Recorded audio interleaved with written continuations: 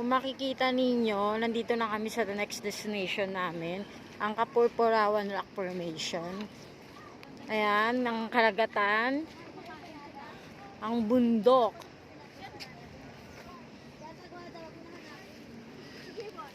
ang windmill, at ang aking mga kasama.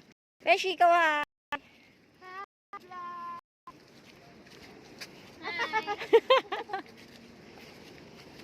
Magkano yung entrance dito?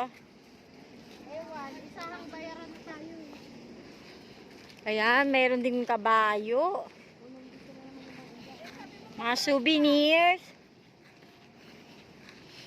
Mga t-shirt, sando.